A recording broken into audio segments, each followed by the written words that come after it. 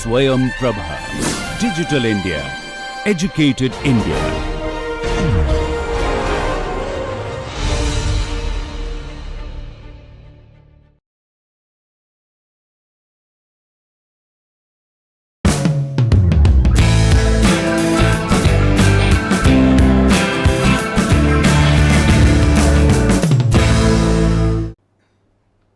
Okay, so in the last class we are looking at the finite difference method, and then we found out a way to express the first derivative using the forward differences, backward differences as well as central differences. The power of the central differences lies in the fact that a central difference results in a second order accurate scheme. Okay, therefore for a given grid size the order of the error insofar as the truncation error is concerned, the truncation error arises because you are replacing a derivative by only a finite number of terms in an infinite series. So delta x squared by 2 factorial is much better than delta x, therefore the central difference is much more powerful. So we applied the central differences to the problem of Laplace equation, and then we found out that for an equispace grid the temperature at any node is just the algebraic sum of all the 4 is the weighted average of all the 4 neighboring nodes. So the weights are 25% if delta x equal to delta y, the weights may be different from 25% if they are not equispace. You remember in one of the earlier lectures I looked at the Lagrange interpolation scheme. So Lagrange interpolating polynomial, so you can use a second order Lagrange polynomial for x and second order Lagrange polynomial for y or third order, and then get d square t by dx square and d square t by dy square.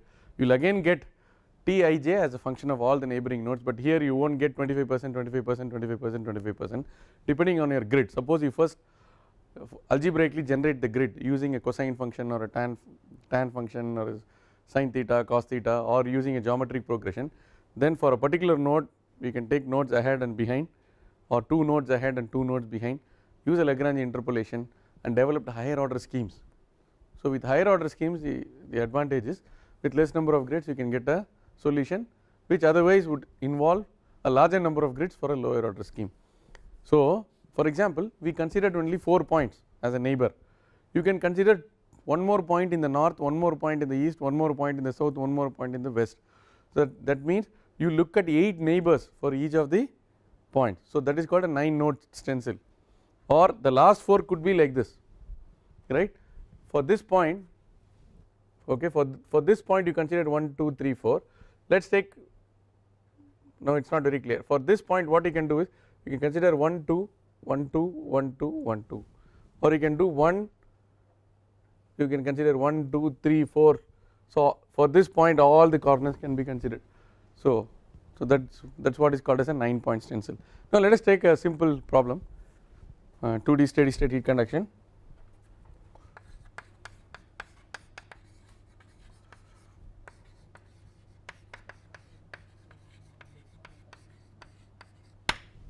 So the slab is 10 centimeter by 10 centimeter, it is equispace.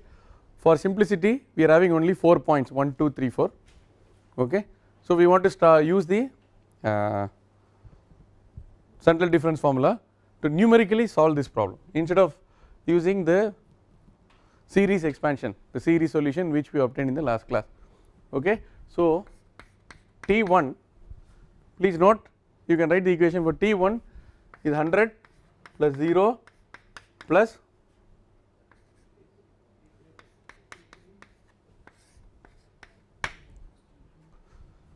T2 will be 100 plus 0 so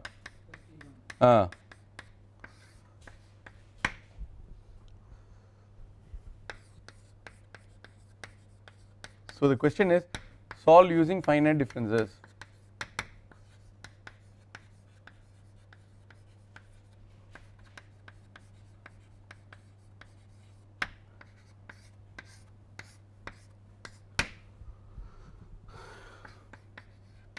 So T3 will be equal to neighbors north T1 plus 0 plus 0 plus T4.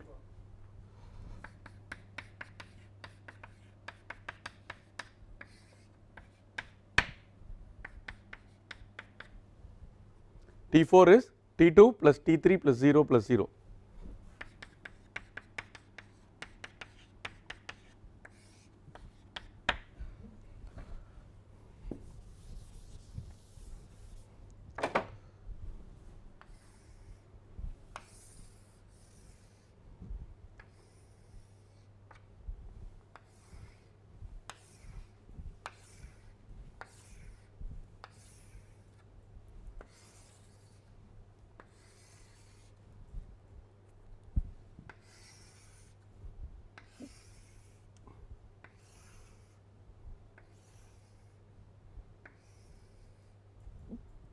So put up a tabular column,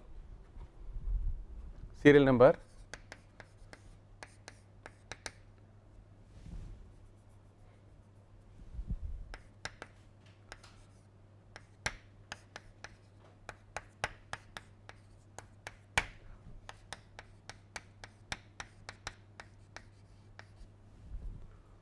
okay. I will call the error as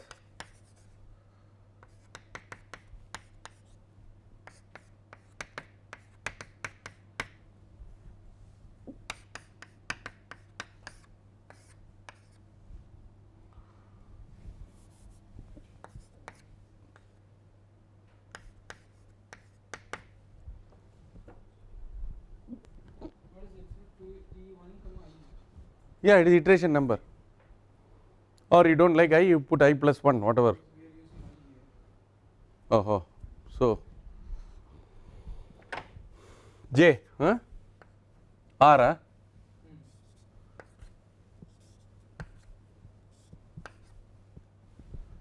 so this will be Ti R plus 1 minus this is R plus 1th iteration minus Rth iteration, okay.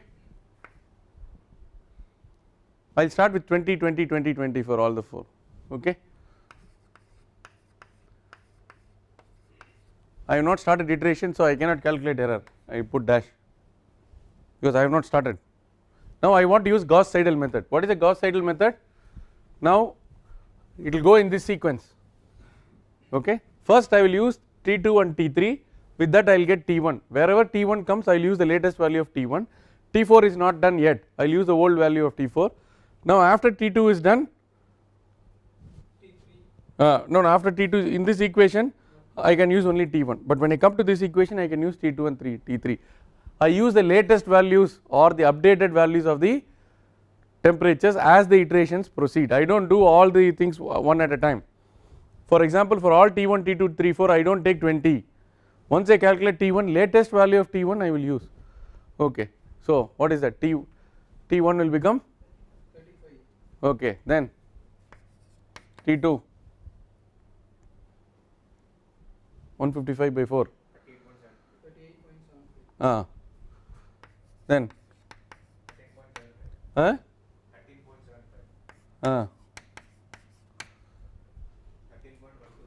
13.125, error,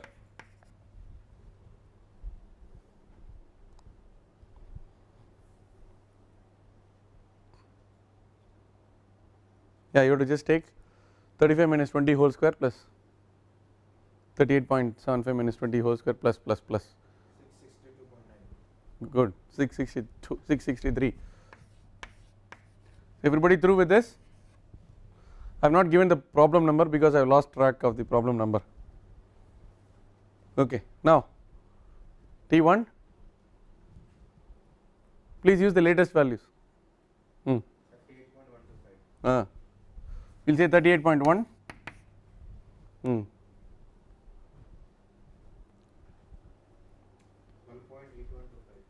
T2,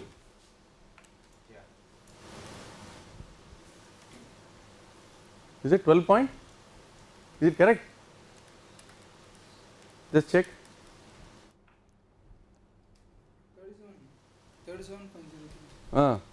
37.03, okay. Now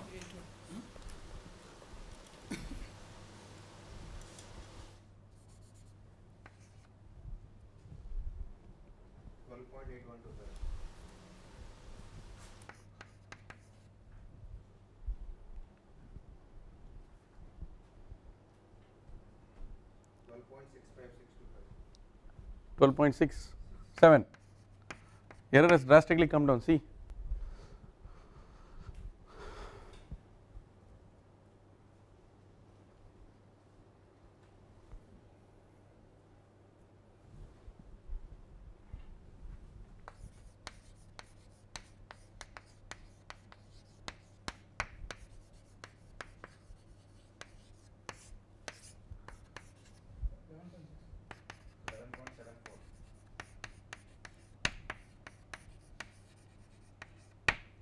So we are using the Gauss-Seidel method, which I have already discussed,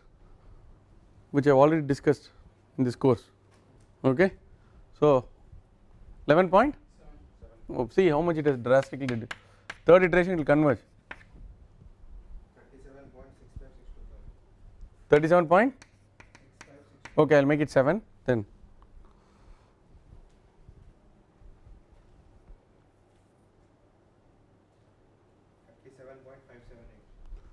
37.6.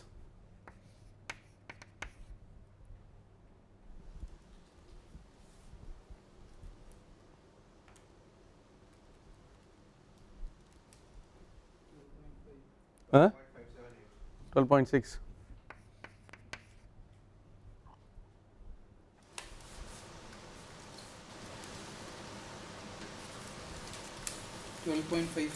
Twelve point six. Yeah, error. Yeah, it's okay.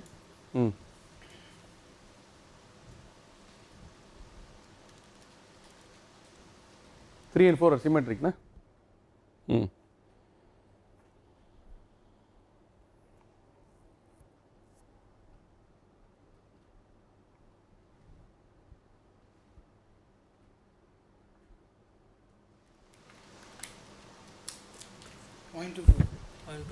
Yeah, so we almost reached. So maybe this r squared, you can make it less than 0.01 or something. You want to do one more iteration? Shall we do? Just one more.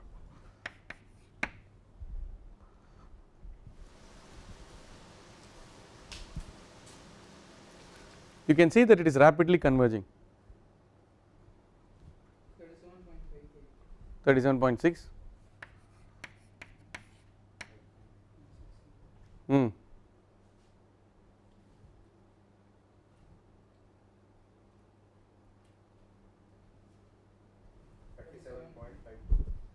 That is 1.5.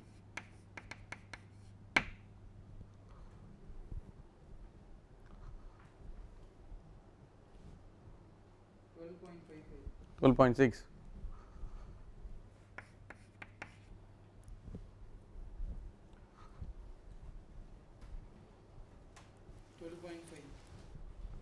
Yeah. 0.03. Okay. So we have come to we are very close to the true solution. So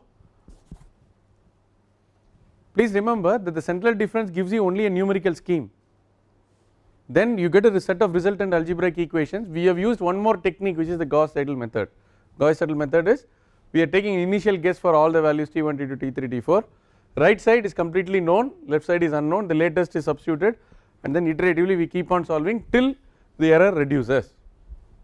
We can actually invert the matrix and solve for t1, t2, t3, t4 also, but beyond 100 by 100 it is very difficult to solve. It leads to a lot of errors and also memory problems and all that. Gauss-Seidel will work very well. Okay, the same Gauss-Seidel is also used in commercial software for solving the Navier-Stokes equations also. Okay, now you can see that 37.6, 37.5, 12.6, 12.5. Now common sense tells you that this center temperature must be 100 plus 0 plus 0 plus 0 by 4. The center temperature must be close to 25. Now we have got T1, T2, T3, T4.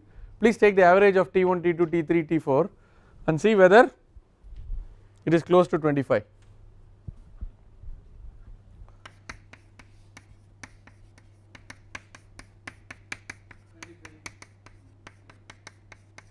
No, 25.0. Very good. So the finite difference works. Okay. So you can make, if you see for 4 by 4 you can do with hand calculation, if you are making it 10 by 10, 20 by 20, 30 by 30, then you have to write a program. Gauss Seidel is very easy to program. Do I equal to 1 to j, j equal to 1 to j, for do I equal to 1 to 20, j equal to 1 to 20, for all ij, t of ij is some t initial, then keep updating and then evaluate the criterion. If r squared is less than this thing, come out of the loop. If r squared is greater than, go back. I equal to I plus 1, j equal to j plus 1, that is the iteration counter, you can set it. Okay. So this is how the Gauss Seidel method works. So now we have a good idea of how to solve a 2-dimensional conduction problem in Cartesian coordinates. This can be extended to spherical and cylindrical coordinates. Even if I make a small change and add a heat generation, this T1 will be 100 plus 0 plus QV delta x square by k, that term will get added and you can solve and get the solution, right. Now we will see for a problem which is similar to this how we can apply the finite volume method, what the finite volume method is all about, then we will close our discussion on steady state problems, then how do we handle numerically the 1-dimensional transient and steady conduction, basic ideas, same finite difference. So how the delta t and delta x must be chosen such that you have a scheme which is numerically stable, with that we will close. Okay. Now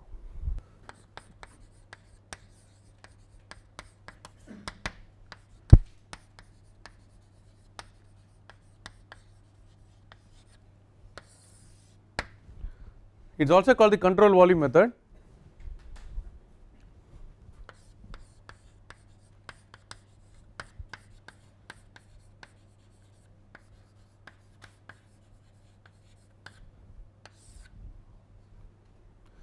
Also called the control volume method. Okay. Here we do not use the Taylor series approximation, we will basically look at a flux balance. Okay. Let us consider 2D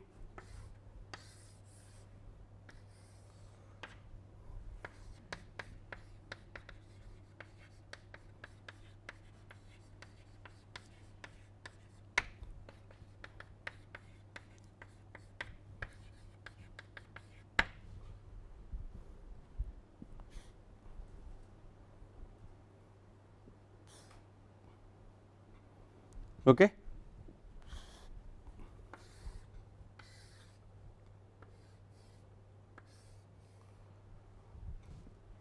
You take an area or a volume, this is called the finite volume or control volume.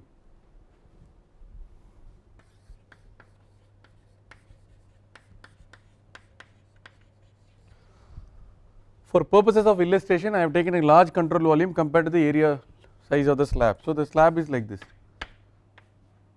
could be L and this could be W. L need not be equal to W, if L equal to W you have a square slab, it can be a rectangular slab also. This control volume is centered around the node P. Node P is our node of interest. We want to find out the story of the temperature or velocity or whatever at the node P. Okay. This node P has some neighbors, east, west, north and south.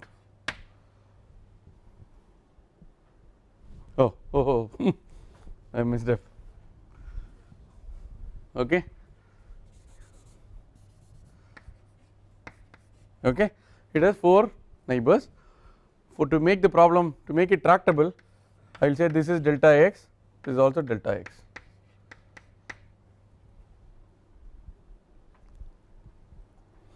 That is the distance between east and P is delta x, distance between P and west is also delta x, and north and P is delta x and south and P is delta x.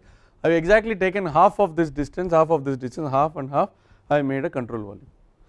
Now it is 2-dimensional steady constant property, I have to find out it is only conduction, no convection is taking place, no heat is generated, it is steady, no enthalpy is stored or depleted in the control volume. Now I have to apply the flux balance. This is just the starting point of our derivation of the governing equation. But then when you do that, k dt by dx, I put a Tp minus Tw by delta x, there I put an approximation, that is a control volume, that will be valid if the control volume is very small. Okay. I can't put that k dt in a boundary layer, dt by dx is T2 minus T1, put a thermocouple outside the boundary layer, say T2 minus T1 by Y2 minus Y1, but if you are able to put thermocouple within this so that it does not affect the boundary layer, you are still getting reliable results, you can use that logic, because Q conduction will be equal to Q convection at the first layer. Now let us get back to this. Now flux balance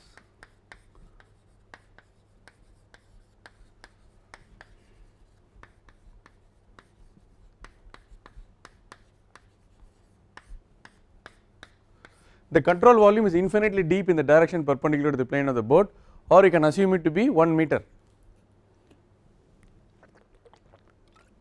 You can assume it to be 1 meter. Now here there is a conduction heat flux which is entering, here there is a conduction heat flux which is leaving, here there is a conduction heat flux entering, here there is a conduction heat flux. The algebraic sum of all these fluxes will be 0, because there is nothing else in this problem. Let us start from the left. Minus K Tp minus T west divided by delta x. When it is entering Q, when it enters a control volume, it is positive. When Q leaves a control volume, it is negative. That is the sign convention of thermodynamics. But W leaving a control volume is positive, W entering a control volume is negative. So we stick to this. Minus K is already is coming because of the Fourier's law of heat conduction into delta y into 1. Let us keep it delta y into 1. I will then say delta y equal to delta x, okay, so that you are clear. Plus K into T east minus Tp. Is this clear? This is the flux which is coming out of this. I put minus K dt by dx into minus because it is the flux which is coming out. The control volume is losing that flux. So it is a minus of minus, that is why it becomes plus. So this is east and west is accounted, north and south. When it is entering from the south, minus K Tp minus Ts by delta y into delta x into 1.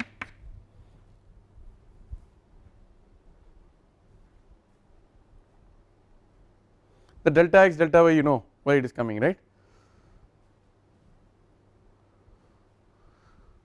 plus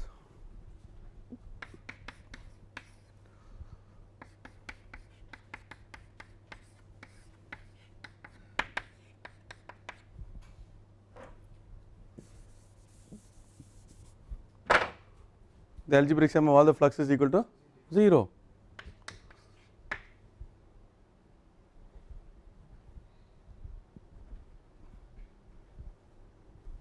If you want algebraic sum of all the fluxes plus whatever is generated, if you want generation, QV into delta x into delta y into 1 you can add. If it is not equal to 0, rho Cp into delta x into delta y into 1 into dou t by dou tau, whatever you want you keep on adding, that is all, okay. Now what is the equation number? We will continue from, or we will start with 1, okay.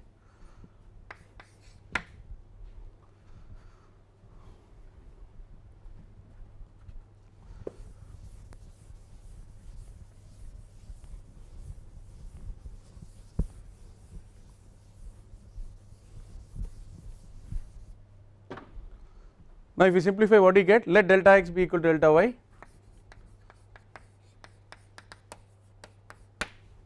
So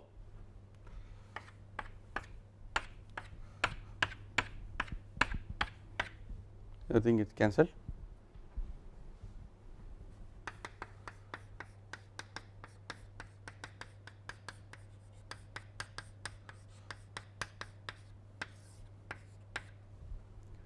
The answer is exactly the same as what you got using central differences. It should be the same, we can't get any other answer, okay. There is no approximation except that dt by dx we are approximating by this, because it is an elemental control volume, it is okay. I do not want to put dt by dx equal to this, again Taylor series expansion is not required, because I am using a small control volume. So long as the control volume is small, this will work, okay. So this is basically actually we should say it is a control volume based or finite volume based finite differences, because I am using finite difference here.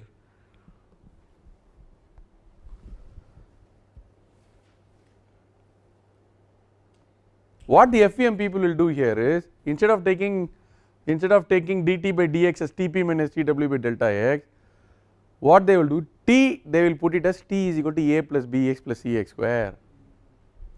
Then they will get this ABC, and this ABC they got elemental coefficients, like that this ABC they will evaluate for all control volumes, they will assemble, it will be a matrix and they will solve it, and shape function of the element and all that, they will do all that. So this formulation for FEM also starts here, then they will start playing later on.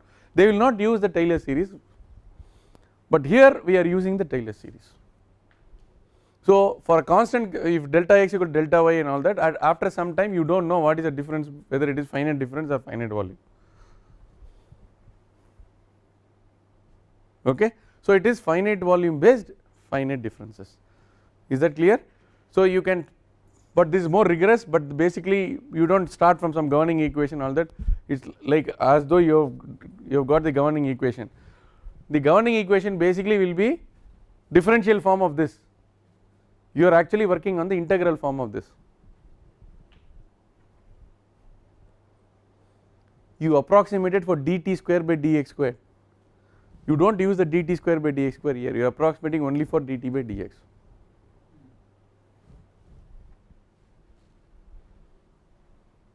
Okay, are you able to see the similarities and differences between these? Okay, but if you don't like to put it like this and put it as a polynomial function or something, and then it becomes finite element, that is it. There is something called boundary element method, all that, this is a special class of techniques which have been developed. Okay, so with this we will close our discussion, but only one thing is, the formulation I have given you is only for the interior nodes. You need to have a formulation for the boundary nodes also. Just 5 minutes we will see the formulation, how to do formulation for boundary node, and then we will go to unsteady and then close. So this is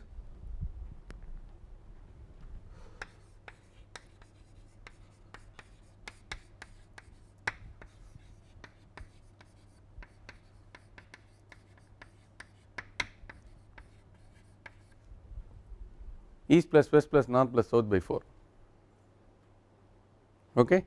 If you have non-uniform grids,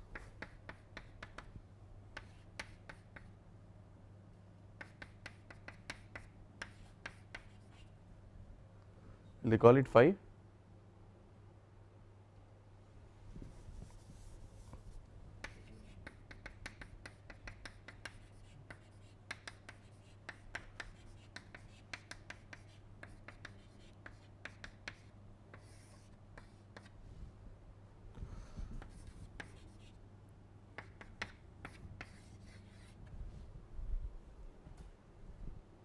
That weights can be immediately calculated once you finalize the grid size. Once you decide your grid, the weights can be calculated. For any ij you can calculate the grid, correct?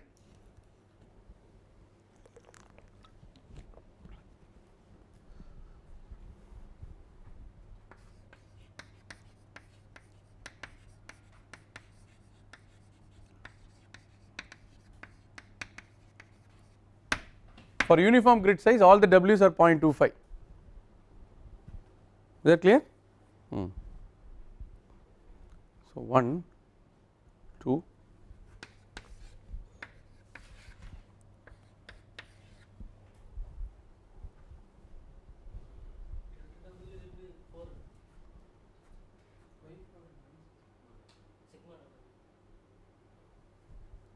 yeah, I dip.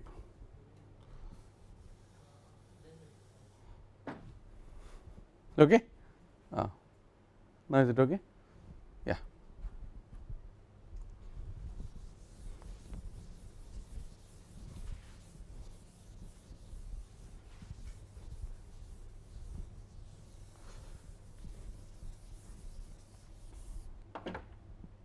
Formulation for a boundary node.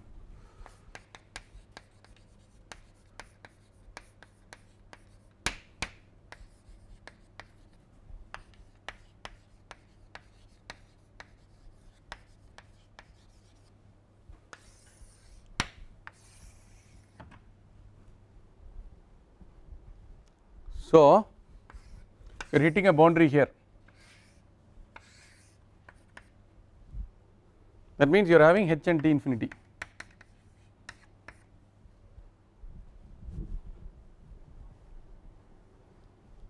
Okay, so you have your ij here.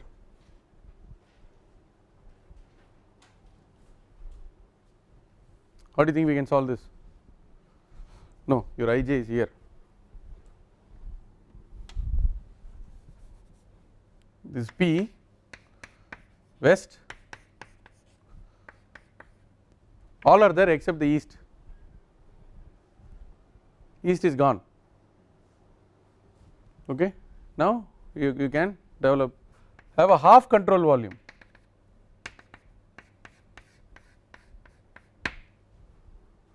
Okay.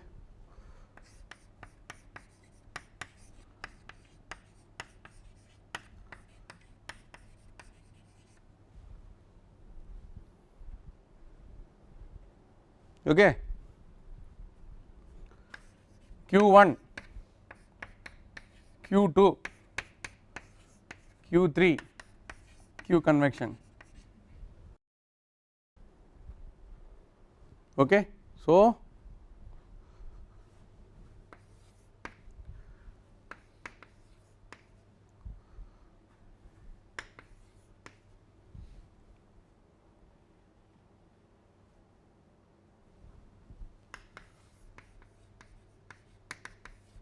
is that correct?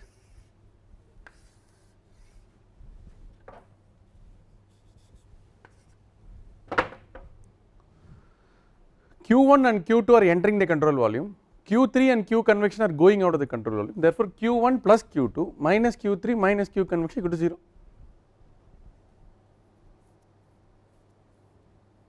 Correct? Now you can write for Q1, Q1 is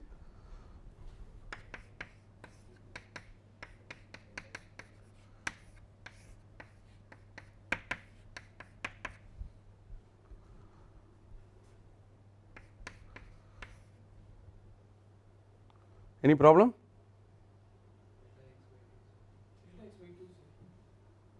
Which one? I am not making any mistake. What is this flux is based on this distance only, no, there is no problem. What is the problem? I am evaluating the flux here, it is halfway, so it is this minus this divided by full distance is delta x, na? So the other one is into divided by delta y multiplied by delta x by 2.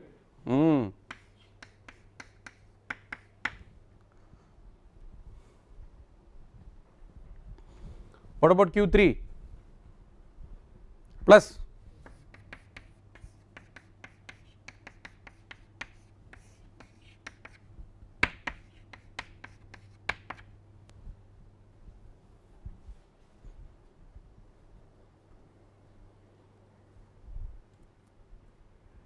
minus h into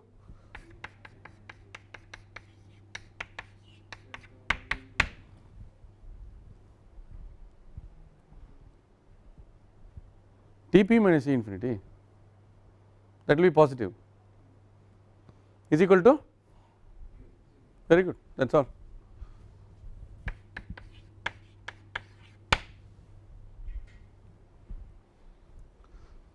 Now I leave it as an exercise to you, you can collect all the terms, you can write an expression for, therefore Tp equal to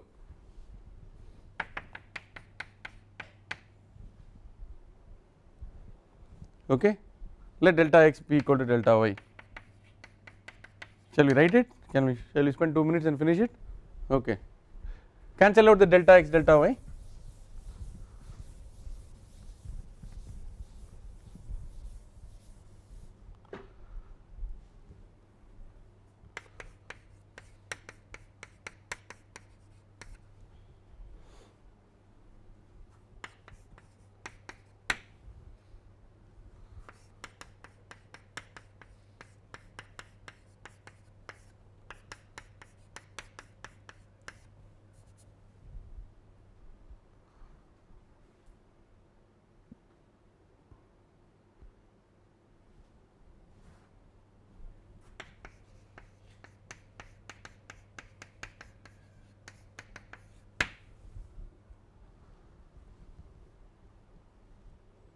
Is that okay?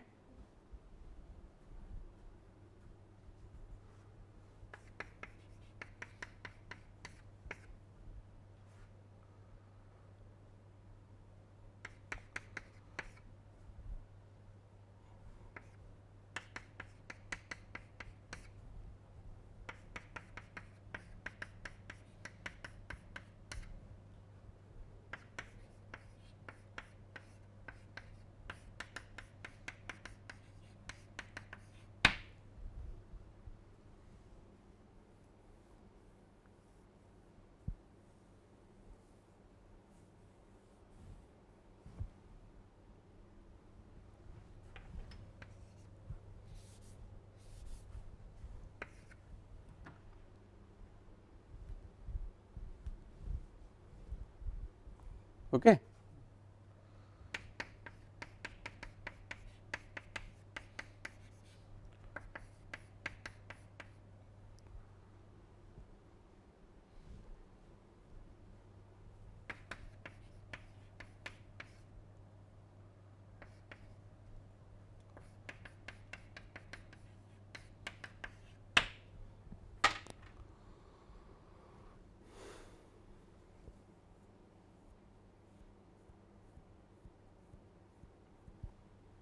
Minus h is minus or plus, is that correct? Is that correct? I have taken care of everything. Okay. There is a TP coming here, na?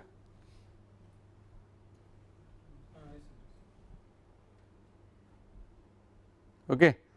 So what do we do now? 2 TP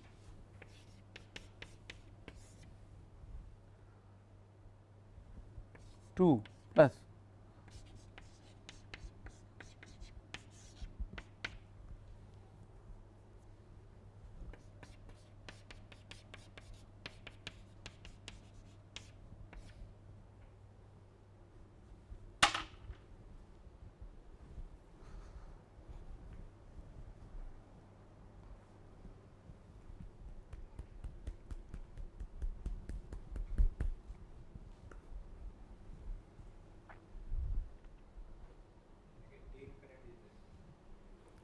it is there, where?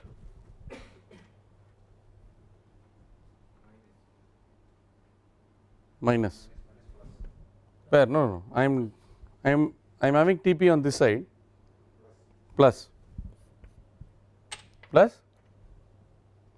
2h, is it 2h?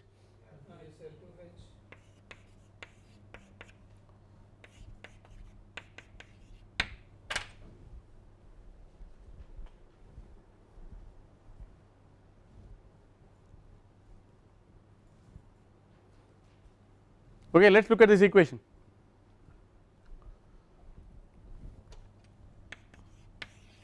This is the control volume based finite difference formulation for a boundary node where there is a convective heat transfer coefficient. Now please look here, suppose H is 0, that means it is in adiabatic condition. This will vanish, this will vanish, this will become 4 TP, therefore TP will be north plus south plus 2 times west divided by 4. That means it is as though an imaginary node existed on that, the west was repeated here, instead of the east the west is coming twice. So that is why if it is adiabatic you can just extend the domain and make it another half, so that you can use the east plus west plus north plus south by 4, which I told you yesterday in yesterday's class method of superposition. That is image point technique, that is what people call as image point technique. So this H could be, instead of H you can have radiative heat transfer coefficient epsilon sigma T to the power of, but it will become little more involved, the T will be, then you have to linearize the radiation and all that, or you have to take the radiation from the previous iteration and use it, that is called the linearization of the radiation. So once you have interior node, boundary node, now you can formulate any problem as far as, so long as it is steady. Of course this will all become messy if you have spherical and cylindrical spherical coordinate, but the logic is the same. You should be able to sit down with pen and paper, if you want to code yourself this is the way you will start. So you can handle boundary conditions now very easily. You can incorporate adiabatic boundary condition, Dirichlet boundary condition, and the third type of boundary condition using this. Okay, fine. Now let us close this. Let us go to numerical schemes for transient conduction.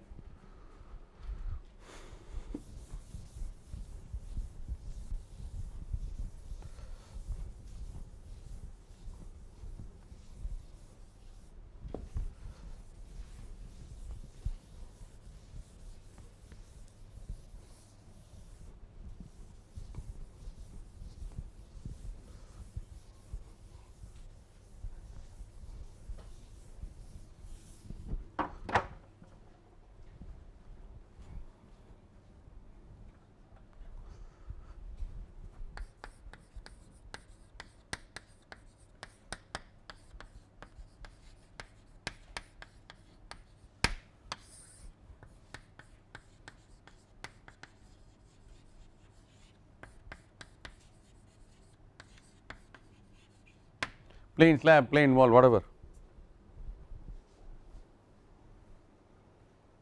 Okay, so your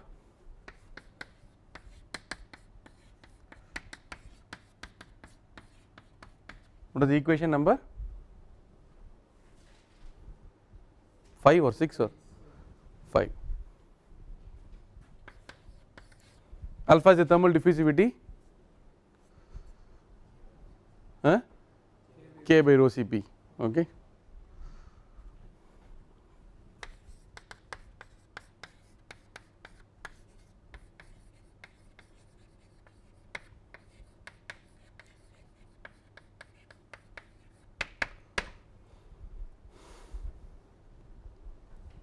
Now we can use a finite difference approximation for this.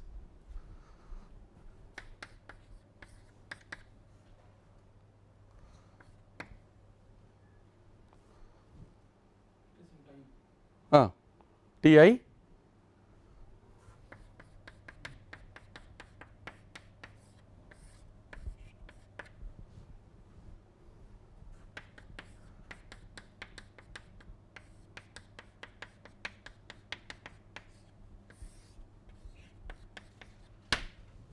the general formulation.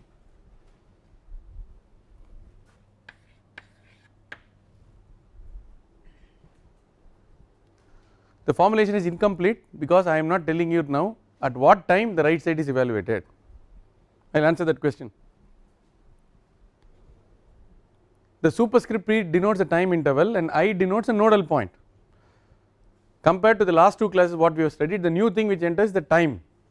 Okay. So right side I am not now telling you what at what time step the right side is evaluated. Okay. If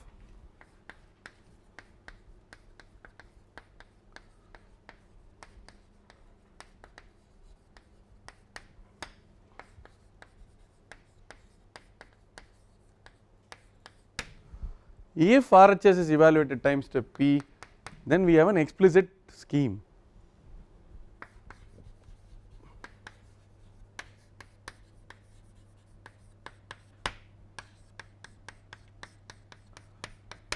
What does it mean? You start with an initial condition, that means for all x you know the value of temperature. So that is at t equal to 0 is known. So you start at t equal to delta t, the first time step. For getting the first solution of the first time step you need to know the solution at 0. That 0 is available, that is the initial condition available to you. Right side is known, Ti of P is known, therefore you can find out Ti of P plus 1. This Ti is any I, this I can vary from 1 to n, therefore you can find out the temperature at all nodal points in the domain at a time interval of P plus 1 if the information is available at P. So it is explicit because the unknown here is this. The whole formulation is written for finding the temperature at any node I for an time step Pi plus 1. However, if RHS is evaluated at P plus 1,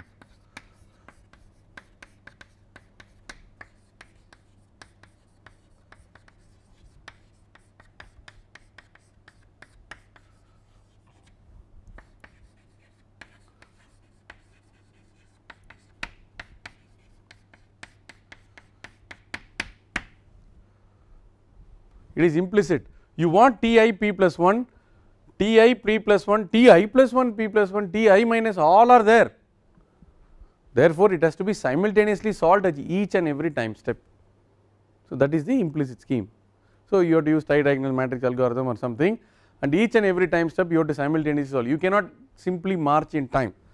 You take a base solution time t equal to 0 and keep on marching in time by just adding at t plus delta t plus 2 delta t without having to simultaneously solve at each time step. That is the explicit, but implicit left side is unknown, right side is left side unknown, you are writing in terms of putting all whatever you want to solve for is on the left hand side and all the other quantities on the right hand side. In any equation in mathematics, right hand side is known, left hand side is unknown. Unfortunately, when you put the implicit scheme, right hand side also becomes unknown, so several terms are there.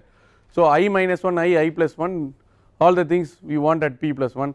Therefore, you have a tri-diagonal matrix algorithm which have got only 3 elements in the matrix will be important, then you assemble everything, simultaneously solve at that time step, then go to the next time step and so on. Okay. Now, if you work on this, let us look at the explicit scheme.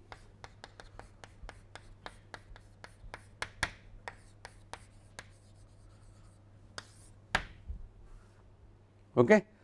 So,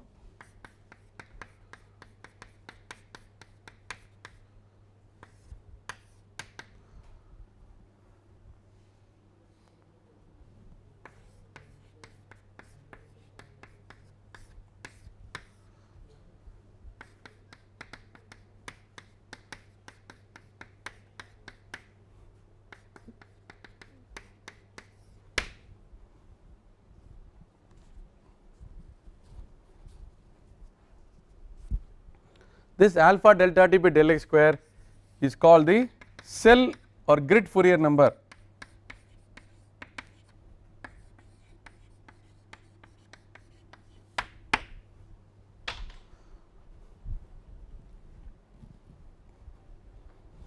Now, you can rewrite this as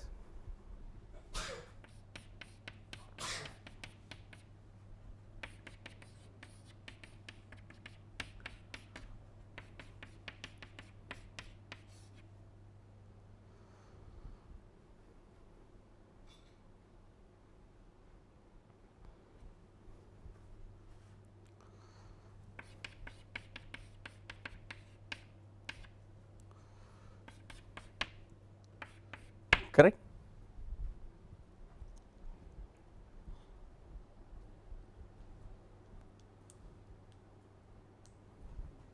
Yes or no? I just combined the first and third term, put it in brackets, second term I have combined with the term from left hand side. Okay. Now, we can prove from thermodynamic arguments that 1 minus 2 f naught must be greater than 0 required. That is, from thermodynamic arguments you can prove that the coefficient which is multiplying the Ti of P must be positive, otherwise you will get meaning, it violates the second law of thermodynamics. You can prove it mathematically. Therefore, if 1 minus 2 of Fourier number must be greater than or equal to 0, Fourier number must be less than or equal to half. Alpha t by L square is the general Fourier number which is used in unsteady conduction. This is the cell or the grid Fourier number for computations. So, the explicit scheme is not unconditionally stable, it is stable only up to Fourier number less than or equal to half. If it is, if you are setting it to somewhere close to a half, then the errors will not grow, but the solutions may oscillate. Therefore, normally people will keep it Fourier number less than or equal to 0.25 to damp out the oscillations. Studies have shown that if Fourier number is less than or equal to 1/6 or 0.166, you get the least truncation error in a scheme. So, seasoned practitioners of finite difference method will set a Fourier number between 0.1 and 0.15 or 0.15 or 0.1, do not try to go to very close to that 0.5. So, this requirement must be worked out for each of these problems. For your problem it is like this, the coefficient of Ti plus P whatever multiplies that must be greater than 0, from that is where it starts. If you have additional terms like heat generation or there is a fin which is losing heat, then you have to find out how it will work out. Now I can just in 2 minutes I can show you why it has to be like that. Okay.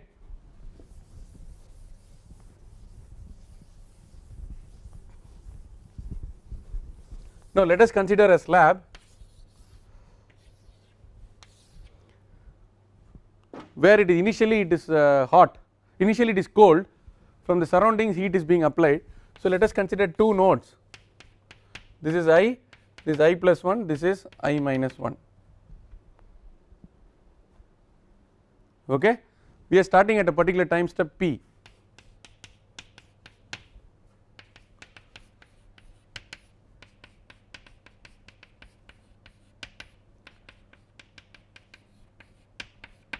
Is the situation clear? That is, these two temperatures are 100, this temperature is 50. Okay, that means heat is flowing into the system. Now I am using the Ti of P plus 1, I want to calculate Ti of P. I am having Fourier number 0.6. What happens to my calculation? Fourier number, so I have 0.6 of 100 plus 100 plus 1 minus 1.2 of 50, correct? Will that be the temperature at Ti at P plus 1? No calci, it can be easily done. What is the temperature now?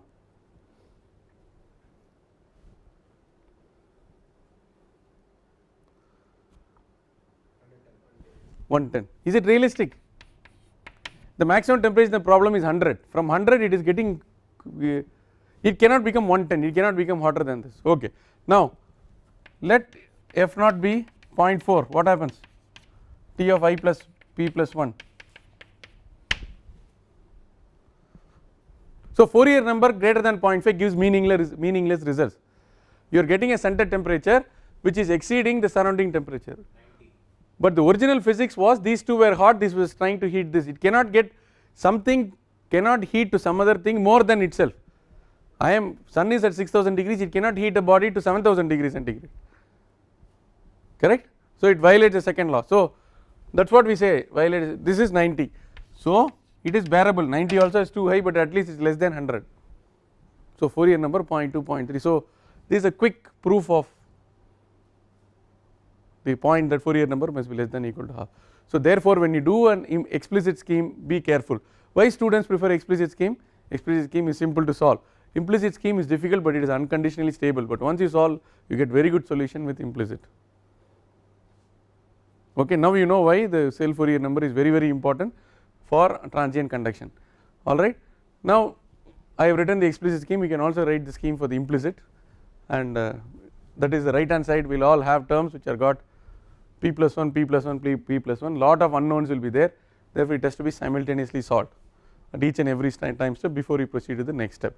We start at time t equal to 0, all solutions are known, initial condition is known. From the initial condition you start marching in time, but at each time the boundary condition should be available. So it is called the initial value boundary problems, IVBP problems, because you have got dt by d tau and also d square t by dx square. So it supports two conditions in x and the initial condition. At all times you should know at x equal to 0 and x equal to L what is the story, with that only you can proceed. Okay. So this brings us to the end of numerical methods in conduction.